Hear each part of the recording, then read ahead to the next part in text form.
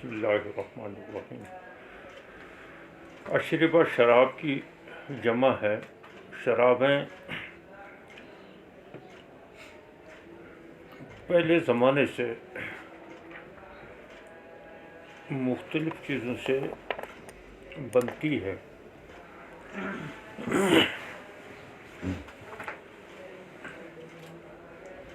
زیادہ تر اس کا رواج چل پڑا ہے ایران کے اندر۔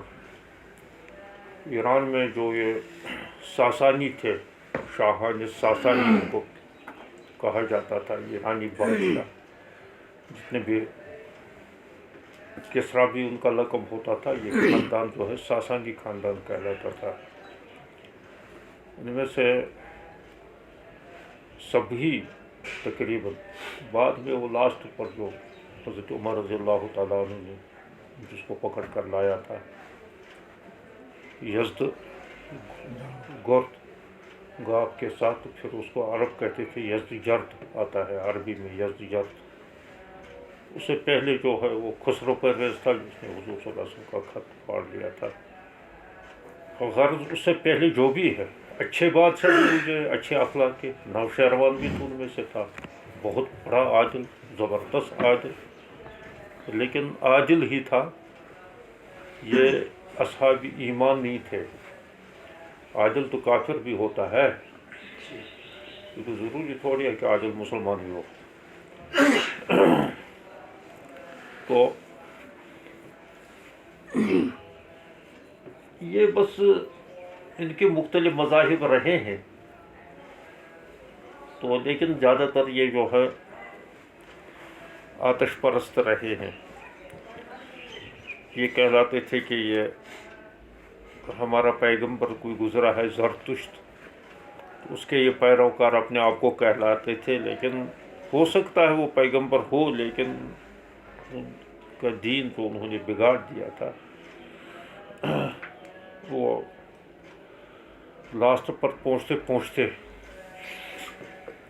وہ بت پرستی تک پہنچا تھا۔ حضرت ابراہیم علیہ السلام کے دور میں ستارہ پرستی اور ان کے وہ مجسمے بھی انہوں نے بنا لیے تھے، جن کو حضرت ابراہیم علیہ السلام نے توڑ دیا تھا، اور ستارہ پرستی ان کو پہلے سے رہے ہیں۔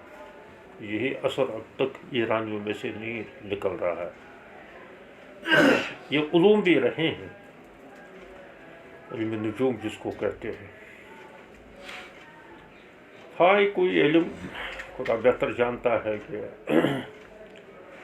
اس کی کیا شکل تھی، اور جو ہے بعد میں وہ کیا شکل، موجودہ شکل آج کل وہ کیا اختیار کر چکا ہے۔ انہوں نے ایرانیوں نے اس کو تھوڑا سا اس کے ساتھ ملا لیا۔ تو شراب ان کا شروع سے ان کا مشغلہ تھا، اور ان کے محفلیں لگتی تھیں، پھیلتے پھیلتے یہ تقریباً پورا دنیا کے اندر تھا۔ عیسائیوں کیا تو ایک مرغوب غذا ہے، اور حضور علیہ السلام کے دور میں بھی یہ جو ہے عربوں کے یہاں ایک بہت محبوب شربت سمجھی جاتی تھی۔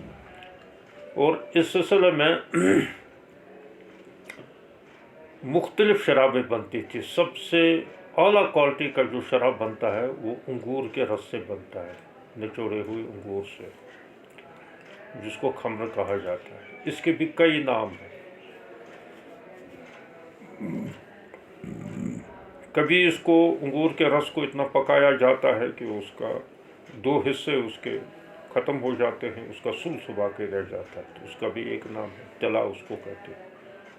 اسی طریقے سے اور بھی نام ہے، یہاں حواشی کے اندر بھی یہ دیے ہیں۔ بہرحال شروع دور میں تو یہ اس کی ممانعت نہیں آئی، حتیٰ کہ کچھ لوگ تو احتیاط کرتے تھے اس سے، لیکن اکثر جو ہے چونکہ حرمت نہیں آئی تھی تو پیتے تھے، مسلمان ہو کر بھی پیتے تھے۔ اور وہ ایک روایت میں بھی آتا ہے کہ جنگ احد کے اندر جو شہید ہوئے تو ان کے پیٹ میں شراب تھا۔ ایسا بھی کیونکہ اس وقت تک حرمت نہیں آئی تھی. لیکن پھر قرآن پاک کے اندر جو ہے اس کی حرمت نازل ہوئی ہے اور بڑی شدت کے ساتھ یہ فرمایا گیا انہ رجس من عمل الشیطان فاجتنبوہ. اب شراب کی چونکہ مختلف شکلیں تھیں، ایک تو یہی انگور سے بنتا تھا، ایک تمر سے بنتا تھا، سوکھے کھجوروں سے بھی الگ بنتا تھا، پھر سوکھے کھجوریں اور رطب کو ملا کر یہ بھی ایک قسم کی شراب بنتی تھی، اور ایک شراب بنتی تھی جو ہے وہ بسر کے ساتھ ملا کر، یعنی تمر اور بسر کہتے ہیں کہ جو تھوڑا سا کچے ہو، پیلے کھجور ہو. تو اس طریقے سے مختلف. تو اسی طریقے سے جو کا بھی شراب، جو سے بھی شراب بنتا تھا، گندم سے بھی شراب بنتا تھا، اور حتیٰ کہ بعض روایتوں کے اندر آتا ہے کہ یہ باجرہ جو ہے یا مکی، ذرہ اس کو کہتے ہیں، تو وہ مکی اس سے مراد ہو سکتی ہے یا باجرہ، کیونکہ باجرہ بھی جو ہے چھوٹے چھوٹے دانے ہوتے ہیں مکی ہی کی طرح، تو اس سے بھی بنتا تھا شراب. اور حتیٰ کہ شہد کی سے بھی شراب بنتا تھا. یمن کے اندر مشہور تھا کہ یمن کے اندر شراب جو بنتی تھی وہ شہد سے شراب بنائی جاتی تھی. اس میں یہ تمام شرابوں کو جو ہے ممانعت آئی ہے اور حرام قرار دے دیا گیا ہے. البتہ حد کے اندر اختلاف ہے کہ آیا کہ حد کس کو دے دی جائے. ایک ہے شراب کا حرام ہونا، ایک ہے شراب پر جو ہے حد کا جاری ہونا. حد جاری ہونے کے لیے ضروری ہے کہ اگر خمر ہو، آداب کی یہاں اگر خمر ہو تو اتنی مقدار پی لے آدمی کہ جو باعث سکر ہو، نشے کا ذریعہ ہو. تو چاہے اس کو نشہ ہو جائے یا نہ ہو جائے تو اس پر حد لاگو ہو جائے گی. اور دوسرے شرابوں کے اندر جب سکر پیدا ہو جائے اس سے تو تب اس پر جو ہے حد لگے گی. باقی ہم فرماتے ہیں کہ اتنی مقدار پی لے جو باعث سکر ہو، تو بہر صورت اس کو جو ہے حد لگے گی. یہ تو ہے حد کا مسئلہ. لیکن جہاں تک مسئلہ ہے حرمت کا، تو اس سلسلے میں جو ہے واضح حدیث ہے کہ حضور صلی اللہ علیہ وسلم نے یہ فرمایا ما کان کثیرہ حرام فقلیلہ حرام. جس کا کثیر جو ہے حرام ہے اس کا قلیل بھی حرام ہے. ناپاک بہرحال ناپاک ہی ہوتا ہے. یہ کوئی نہیں کہہ سکتا ہے کہ پیشاب کا ایک گلاس جو ہے یہ تو ناپاک ہے، لیکن ایک قطرہ تو اس سے کیا ہوگا، اگر وہ گر جائے کہیں تو وہ پاک ہی رہے. تو بہرحال وہ بھی ناپاک ہے. تو اس وجہ سے ایک قطرہ بھی پی لینا، تھوڑا سا بھی کسی میں مکس ہونا، حتیٰ کہ دوائیوں بھی یہ مسئلہ پیدا ہو گیا کہ دوائیوں کے اندر بھی یہ مکس ہوتا ہے. اس میں موجودہ علماء نے پھر یہ مسئلہ نکالا ہے کہ یہ کون سی کوالٹی ہوتی ہے، اور پھر یہ بھی دیکھا جاتا ہے کہ آیا کہ وہ اس کی حقیقت شرابی کی رہتی ہے یا حقیقت بدل جاتی ہے. اور اطلاع عام بھی ہو گیا اس میں، اس وجہ سے اس کو نظر انداز کیا جاتا ہے. یعنی بالکل اس دوائی کو حرام قرار نہیں دیا جا سکتا ہے. فتویٰ دے دینا تو بڑا دشوار ہوتا ہے، ورنہ سارے حرام میں مبتلا ہو جائے گی. لیکن بہرحال کوئی پرہیز کر لے اس شبہ کی بنا پر تو سب سے زیادہ اچھا ہے. اچھا، ایک بات تو یہ ہے شراب کی حد حضور صلی اللہ علیہ وسلم سے منقول ہے یا نہیں ہے، یہ بھی اس میں ایک مسئلہ ہے. اور یہ بھی مبحث اختلاف ہے۔ شراب کے سلسلے میں حضور علیہ الصلوۃ والسلام کے دور میں بھی کچھ ایسے واقعات آئے ہیں، کیونکہ نیا ہی جو ہے وہ حرام ہو گیا تھا، تو اس وجہ سے کو جب نشہ چڑھتا تھا تو چپ چاپ کے وہ جو ہے کہیں پی لیتے تھے، تو پھر ان کی شکایت ہو جاتی تھی۔ تو حضور صلی اللہ علیہ وسلم سے نے بھی ایک دو دفعہ جو ہے ان کی کچھ مرمت کر کے ان کو چھوڑ دیا ہے اور آئندہ کے لیے توبہ کرائی ہے۔ لیکن حضرت عمر رضی اللہ تعالیٰ عنہ کے دور میں یہ مسئلہ جب پیش آیا کہ آخر اس کے لیے تو کوئی حد مقرر ہونی چاہیے، تو اس طریقے سے تو لوگ جو ہے کہیں گے کہ چلو چھوٹی سی سزا ہے، جب نشہ ہے تو اختیار کر لیں گے تو تھوڑی سی سزا بھی مل جائے، کچھ جوت ووت بھی بڑھ جائیں گے تو کوئی مسئلہ نہیں ہے۔ تو حضرت عمر رضی اللہ تعالیٰ عنہ نے اس بارے میں صحابہ سے مشورہ کیا،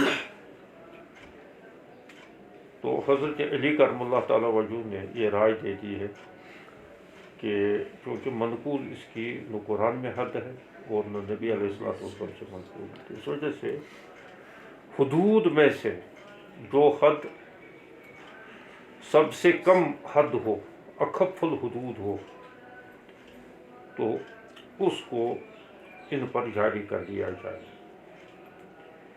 اور وہ دیکھا گیا ہے حد قذف کو، حد قذف جو ہے 80 کوڑے ہے، اس سے نیچے کہیں حد نہیں ہے، کیونکہ قرآن میں یہ واضح ہے فجلدوہ 80 جلدہ، 80 کوڑے ان کو مارو حد قذف کے اندر۔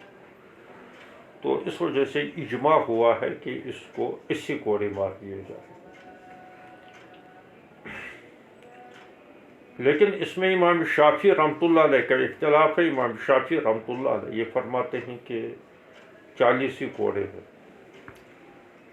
وہ اس میں بھی یہ روایت آ رہی ہے کہ حضرت امام شافعی رحمۃ اللہ علیہ وہ اس سے استدلال کرتے ہیں کہ حضرت ابوبکر، حضرت عمر رضی اللہ تعالیٰ کے زمانے میں بھی ایسی ہی یہ 40 کوڑے تھے، تو استقراری عمل اسی پر ہوا ہے۔ باقی حضرت عمر رضی اللہ تعالیٰ عنہ نے جو اس میں اضافہ کیا ہے وہ تعزیرًا تھا نہ کہ حداً تھا۔ باقی رہا حضرت ابوبکر صدیق رضی اللہ تعالیٰ عنہ سے، بلکہ وہ ایک روایت میں حضور صلی اللہ علیہ وسلم سے بھی منقول ہے کہ انہوں نے بھی جو ہے 80 جوتے اس کو لگوائے تھے۔ تو وہ اس چیز سے استدلال کر لیتے ہیں کہ اصل حد جو ہے 40 کوڑے ہے اور غلام پر 20 ہوں گے۔ اور ان کے یہاں جمہور کے نزدیک کیونکہ اجماع ہوا ہے، اجماع ثابت ہے، اور یہ حضرت علی کرم اللہ تعالیٰ وجہ ان کی رائے پر مسلم شریف کی روایت میں ویسے ہے کہ حضرت عبد الرحمن ابن عوف نے یہ رائے دی تھی، تو اس کو تطبیق یوں دے دی گئی ہے کہ ممکن ہے حضرت علی کرم اللہ تعالیٰ وجہ نے بھی پہلی رائے دی ہو، اس کے بعد حضرت عبد الرحمن ابن عوف نے بھی اس رائے کی تائید کی ہو، تو اس وجہ سے روایت کے اندر کبھی اس کی نسبت حضرت علی کرم اللہ تعالیٰ وجہ کی طرف کی جاتی ہے، تو کبھی حضرت عبد الرحمن ابن عوف کی طرف کی جاتی ہے۔ تو بہرحال تو چونکہ اجماع ہوا ہے، اور اجماع سے پہلے چونکہ منصوص نہیں ہے اس کی حد، حضور صلی اللہ علیہ وسلم سے جو کچھ منصوص ہے تو وہ فعلی ہے، قولی نہیں ہے، اور ممکن ہے کہ حضور صلی اللہ علیہ وسلم اس کے لیے اتنا ہی کافی سمجھا ہو، کیونکہ روایات کے اندر اس میں بڑی تفصیلی روایات ہے، بہت دوسری کتابوں کے اندر بھی شاید پڑھ چکے ہو، تو اس وجہ سے ہو سکتا ہے پھیلی روایت کے اندر حضور صلی اللہ علیہ وسلم نے اس کے لیے یا اس وقت تک تعزیر ہی تھی، تو اور تعزیر جو ہے یہ امیر المومنین کی ثوابت پر موقوف ہوتا ہے۔ حد کے اندر کسی چیز کی مفتی کی، قاضی کی یا امیر المومنین کی ثوابت نہیں چلتی ہے۔ حد جو ہے منصوص اگر ہو تو حد بہرحال وہی جاری کر دی جائے گی جو حد منقول ہو۔ تو جمہور کا بہرحال یہ مسلک ہے کہ 80 کوڑے ہیں، اور اگر غلام ہو تو غلام کو 40 کوڑے مارے جائیں گے. یہ اس میں مختصر تفصیل ہے.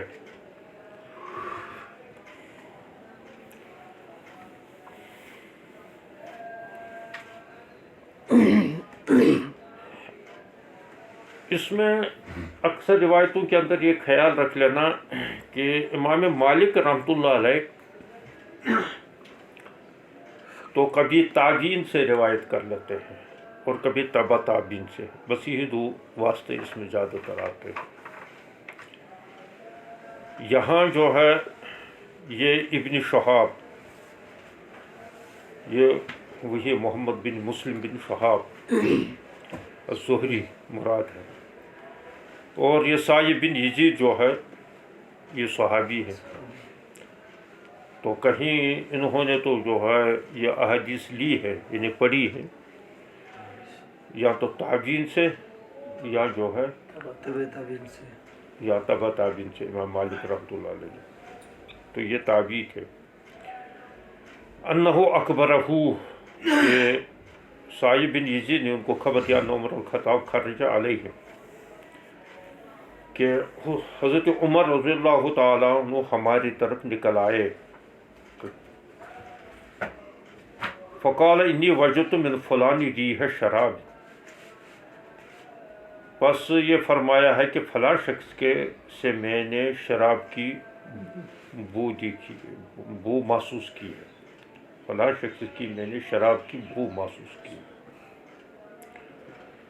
اس میں بھی امام شافعی رحمۃ اللہ فرماتے ہیں یا دیگر ائمہ یہ فرماتے ہیں کہ اگر بو ہی محسوس ہو تو بو پر بھی جو ہے شراب کی بو محسوس ہو رہی ہو تو اسی پر جو ہے حد جاری کر لی جائے. لیکن یہ دوسرے ائمہ یہ فرماتے ہیں کہ نہیں، جب تک تو یا تو ثابت ہو جائے گواہوں سے کہ اتنی مقدار پی لی تھی اس نے کہ جس سے نشہ ہو سکتا ہے، یا تو اس کو تھوڑی ہو یا زیادہ پی ہو تو عملاً اس کو نشہ ہو. تو یہاں آیا ہے کہ فلاں سے جو ہے بو جو ہے اس کی شراب کی بو، خوشبو نہیں، اس کو کون سی خوشبو ہوتی ہے، بو. تو لہذا اچھا یہ کون تھے، یہ کون سے شخص تھے؟ یہ عبید اللہ بن عمر تھے. یہ حضرت عمر رضی اللہ تعالیٰ کی دوسری اہلیہ سے جو ہے ایک لڑکے تھے. تو یہ ان کا مسئلہ تھا. خیر، تو پھر انہوں نے کہا فزعم انہ شربت طلا، پس ان کا گمان ہوا ہے، خیال ہوا ہے کہ اس نے طلا کو پی لیا ہے. یہ طلا جو ہے نا یہ اعلیٰ کوالٹی کی شراب ہے.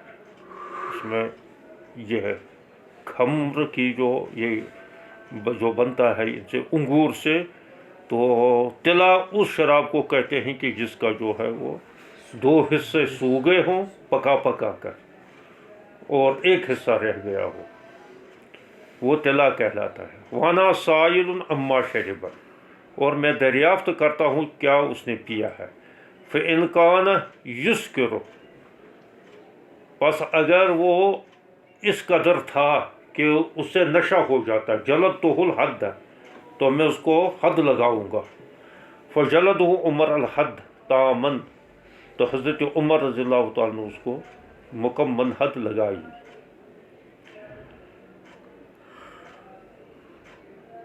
تو یہاں سے یہ استدلال ہے.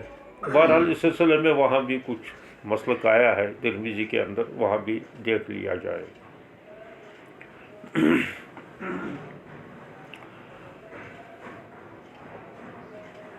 دوسری روایت ہے مالک عن ثور بن زید الدیلی ان عمر الخطاب استشار فی الخمر، انہوں نے مشورہ طلب کیا شراب کے بارے میں، یشربها الرجل، جس کو آدمی پیتا ہے. فقال له علی بن ابی طالب، حضرت علی بن ابی طالب حضرت علی کرم اللہ تعالیٰ وجہ نے یہ رائے دی نرا ان تجلدہ ثمانین کہ آپ اس کو ماریں گے 80 کوڑے فإنہ اذا شرب سکر کیونکہ جب وہ پی لے گا تو نشہ ہوگا وإذا سکر حضا وإذا حضا افطرا یہ حضرت علی کرم اللہ تعالیٰ وجہ نے یہ دلیل دی ہے، ایک قسم کا یہ ان کا اجتہاد ہے۔ کہا کہ جب اس نے شراب پی لیا تو شراب پینے کے بعد اس کو نشہ ہوگا، اور نشہ اذا سکر ہے، جب نشہ ہوگا حضا تو بکواس کرنا شروع کر لے گا، اول پھول بکے گا۔ نشے کی حالت میں انسان کو ہوش نہیں رہتا ہے، میں کیا کہتا ہوں، کسی کو گالی دیتا ہے، کسی کو چھیڑتا ہے، راستے میں عورتوں کو چھیڑنا شروع کر لیتا ہے، اس کو نشہ ہو جاتا ہے۔ کبھی کبھی جو ہے اس کو سر چکرانا شروع ہو جاتا ہے، نہ آسمان نظر آنے لگتا ہے، نہ زمین نظر آنے لگتی ہے، نہ ماں کو پہچانتا ہے، نہ بہن کو پہچانتا ہے، نہ غیر عورت کو پہچانتا ہے۔ تو یہاں تو یہ ہے کہ حضا کا مطلب تعلق دونوں سے ہے، یعنی یہ تو غلط عمل بھی کر سکتا ہے، یا حضا جو ہے یہ فضول بکواس بھی کر سکتا ہے۔ اچھا، وَإِذَا حَضَا افطرا، اور جب یہ بکواس کرے گا، اول پھول بکے گا، تو اس میں جو ہے افطرا، تو کسی پر جو ہے الزام لگائے گا، ایسی باتیں کہے گا کہ جو موجب حد ہے، یعنی قذف کے اندر کیا ہوتا ہے، تو کسی کو جو ہے الزام لگا دیا۔ قذف کے اندر تو یہ ہوتا ہے، کسی کو، حتیٰ کہ فقہاء نے یہ لکھا ہے اگر کسی کو یا خبیث کہا جائے گا یا زانی کہا جائے گا، یا عام طور جو ہے مذاکر کہتے ہیں وہ بدماش، اور بدماش سے وہی مراد ہوگا، تو یہ وہ الفاظ ہیں کہ جو موجب قذف ہے، اور جو الفاظ موجب قذف ہو ان پر قذف کی حد لگے گا۔ تو حضرت علی کرم اللہ تعالیٰ وجہ نے کہا کہ یہ سمجھ میں آ جاتا ہے کہ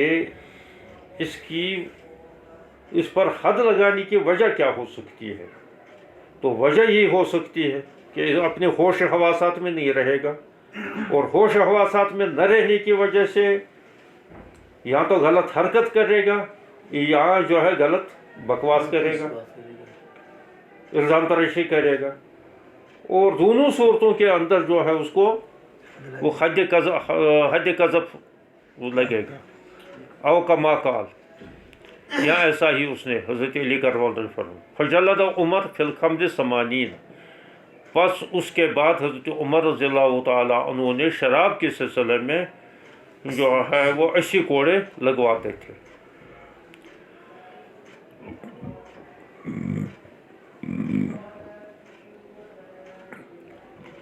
اچھا، یہ تیسری روایت ہے، مالک ان ابن شہاب انہ سئل عن حد العبد فی الخمر فقال بلغنی ان علیہ نصف حد الحر فی الخمر۔ اب یہ تمام معاملات کے اندر غلام حدود کے اندر بھی جو ہے ایسا ہی ہوتا ہے کہ حدود کے اندر اس پر جو کوڑوں کے ذریعے سے حدود حد ہوں تو اس میں جو ہے نصف حد اس پر جاری ہو جاتا ہے۔ قطعی ید کے سلسلے میں تو پوری حد جاری ہوگی، البتہ یہ ہے قتل کے سلسلے میں وہ دیت اس سے لی جائے گی، قتل نہیں کیا جائے گا۔ اچھا، اسی طریقے سے جو ہے باقی حدود کے اندر جو ہے مطلب یہی حد قذف کے اندر وہاں 40 کوڑے لگیں گے، یا جو ہے وہاں حد زنا کے اندر جو بالجلد ہو وہاں بھی جو ہے نصف لگے گا، 50 کوڑے لگیں گے۔ تو یہاں بھی جو ہے حضرت عمر رضی اللہ تعالیٰ عنہ جو ہے اس پر نصف حد جاری کرتے تھے۔ تو اس کا مطلب یہ ہوا ہے کہ گویا کہ اس کی اصل سزا جو ہے حر کے لیے وہ 80 کوڑے ہے۔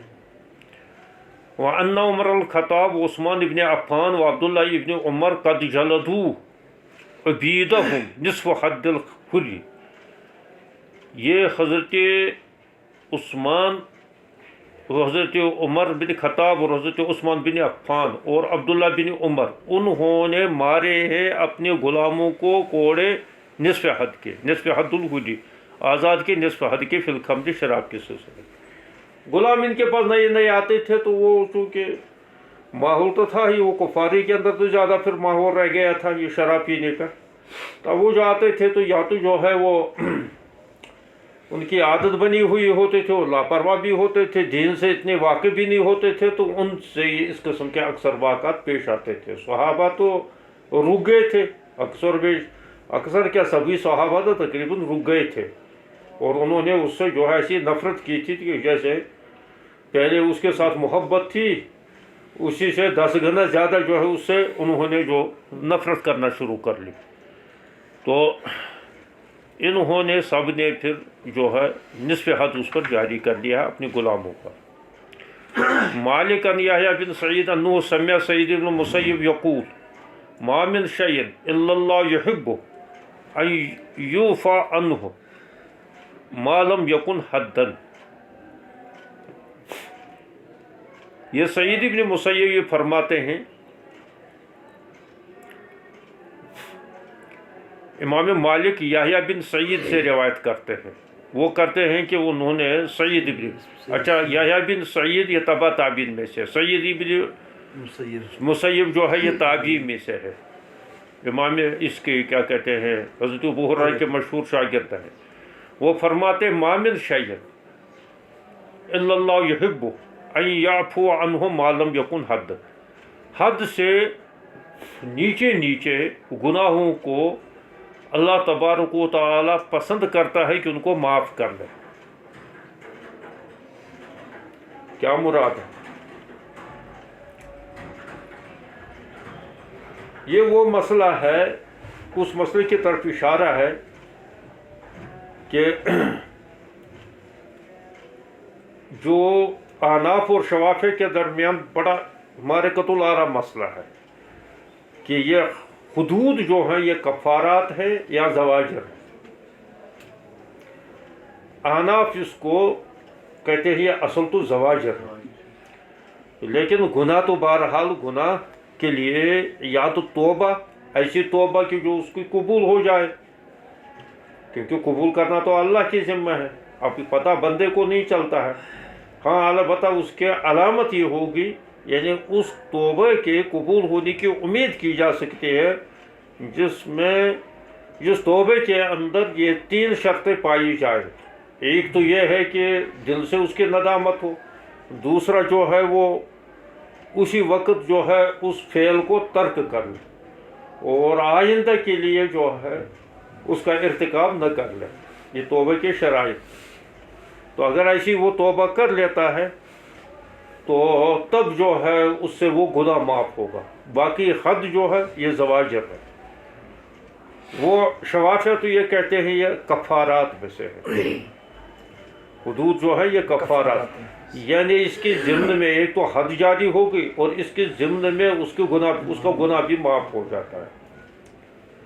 اب یہاں حضرت سعید ابن مسیب رحمۃ اللہ علیہ نے یہ فرمایا ہے کہ اللہ تبارک و تعالی حد سے نیچے نیچے جس گناہ پر حد نہ ہو تو ان گناہوں کو عفو کرنا وہ پسند کر لیتے ہیں، یعنی شرط یہ ہے کہ اس کی توبہ کر لیں، مراد یہ ہے۔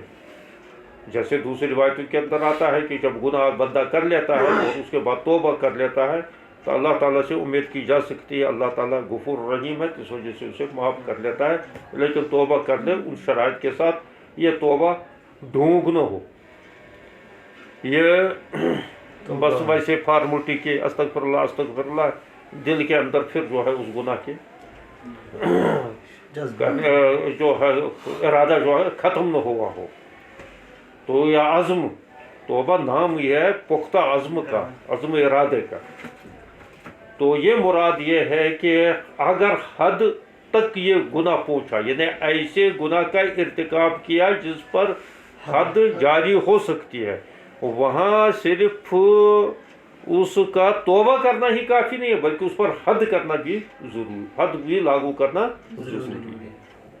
البتہ حد سے نیچے نیچے جو ہے وہ اللہ کے دربار میں ہے وہ گناہ، تو اللہ تعالیٰ پسند ہی کر لیتا ان کو، یعنی وہ چاہتا ہی ہے کہ کم وقت کسی سے توبہ کر لے تو میں اس کی توبہ کو قبول کر لوں گا۔ باقی جو ہے جو گناہ جو ہے اس کا ان کا دنیاوی پہلو بھی ہے اور اخروی پہلو بھی ہے۔ یہاں تائید ہوتی ہے احناف کی، احناف کے قول کی، جو یہ کہتے ہیں یہ زواجر ہے، تو وہاں یہ کہتے ہیں کہ دنیا میں بھی اس کی حد جاری ہونی چاہیے اور توبہ بھی ہونا چاہیے تاکہ آخرت کے اندر بھی اس کو اللہ تبارک و تعالیٰ اس کو معاف کر لے بربنائی توبہ۔ قال مالک والسنت عندنا، سنت سے مراد یہاں ہے عمل، ہمارے نزدیک عمل، یعنی امام مالک رحمۃ اللہ علیہ فرماتے ہیں کہ اب اس سلسلے میں ہمارا کیا عمل ہے، چونکہ یہ روایات مختلف آ گئی ہیں، اور اس سلسلے میں اہل مدینہ کا موقف کیا ہے اور بالخصوص میرا مسلک کیا ہے، یہ مراد ہے سنت سے۔ سنت سے یہاں مراد عمل ہے، سنت سے مراد یہ نہیں ہے حضور صلی اللہ علیہ وسلم کی سنت۔ تو ہمارا طریقہ یہ ہے کہ ان کل من شرب شرابا مسکرا، اور جس نے شخص نے شراب کی اتنی مقدار پی لی جو مسکر ہو سکتا ہے، چاہے نشہ اس کو آ جائے فسکرا او لم یسکر، چاہے اس کو نشہ ہو جائے یا نہ ہو جائے، فقد وجب علیہ الحد، اس پر جو ہے حد، اس پر حد جو ہے واجب ہو جائے۔ تو یہ ہے جمہور کا مسلک یہ ہے کہ حرمت کا جہاں تک تعلق ہے تو ہر شراب جو اس کا ایک خاص مقدار جو مسکر ہو تو اس کا قلیل بھی جو ہے ایک قطرہ بھی حرام ہے، اس میں کسی کا اختلاف نہیں ہے۔ البتہ یہ حد کب جاری کی جائے، یا تو اتنی مقدار پی لے جس میں سکر ہو سکتا ہے یا اس کو جو ہے نشہ ہو جائے، کم مقدار پر جو اس سے نشہ آور ہونے سے نیچی کی مقدار ہے، اس پر جو ہے حد جاری تب تک نہیں کی جائے گی۔